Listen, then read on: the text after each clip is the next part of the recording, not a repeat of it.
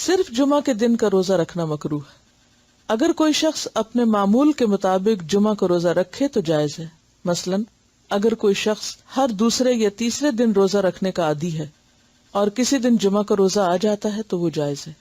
جیسے صوم داؤدی میں ایک دن چھوڑ کے ایک دن روزہ رکھتے ہیں تو اس صورت میں درست ہے، ورنہ خاص طور پر جمعے کی نیت کر کے کہ یہ بہت مبارک دن ہے، اس دن زیادہ ثواب ہوگا، ایسا کرنا درست نہیں، کیونکہ سنت سے اس کی دلیل نہیں. عن ابی ہریرہ عن النبی صلی اللہ علیہ وسلم قال لا تختصوا لیلۃ الجمعۃ بقیام من بین اللیالی ولا تخصوا یوم الجمعۃ بصیام من بین الایام الا ان یکون فی صوم یصومہ احدکم رواہ مسلم.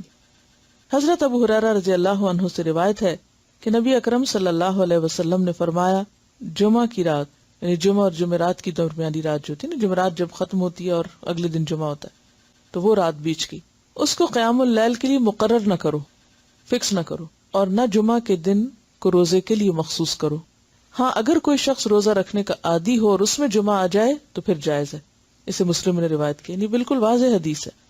ہمارے ہاں بعض لوگ شب جمعہ مناتے ہیں اور وہ اسی رات کو زیادہ عبادت کرتے ہیں، حالانکہ اس سے منع کیا گیا ہے کہ صرف اس رات کو مخصوص نہ کیا جائے.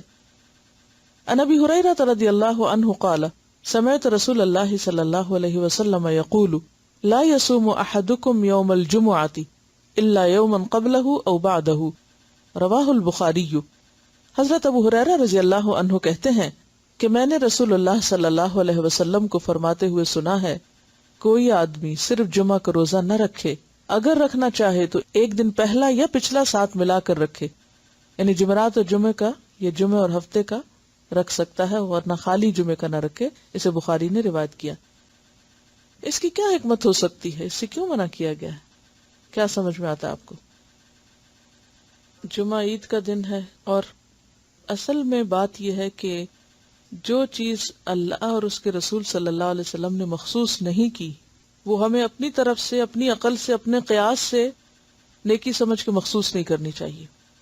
ٹھیک ہے نا؟ کیونکہ اگر کوئی چیز قیاس کے ذریعے عبادت بن سکتی تو پھر یہ جمعے کی رات کو ہماری تصور اور خیال میں ایک نیکی کی رات سمجھا جاتا ہے، تو یہ سوچ کے کہ اس دن کا ثواب زیادہ ہے، کیونکہ جمعے کے دن کے کئی فضائل ہیں، لیکن اسی دن روزہ رکھنے سے منع کر دیا گیا. تو اصل حکم کیا ہے کہ ما آتاکم الرسول فخذوہ وما نہاکم عنہ فانتہوا، جو وہ دیتے ہیں تم کو لے لو، جس سے روکتے ہیں رک جاؤ. اصل معاملہ اطاعت کا معاملہ ہے کہ کون کتنا فرما بردار ہے.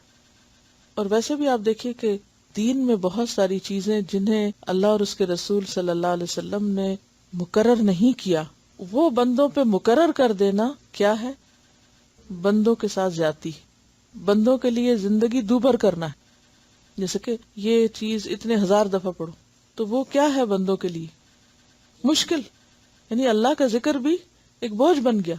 تو اسی طرح کوئی بھی دن کسی کام کے لیے اس طرح مقرر کر دینا کہ اس میں پھر اس کام کی پابندی کی جائے، جبکہ اللہ اور اس کے رسول صلی اللہ علیہ وسلم نے پابندی نہیں کروائی، تو یہ بندوں کے لیے مشکلات پیدا کرنے کا سبب ہے، اور اس سے پرہیز کرنا چاہیے. یعنی انسانوں کو کوئی حق نہیں کہ اب شریعت میں اضافے کریں.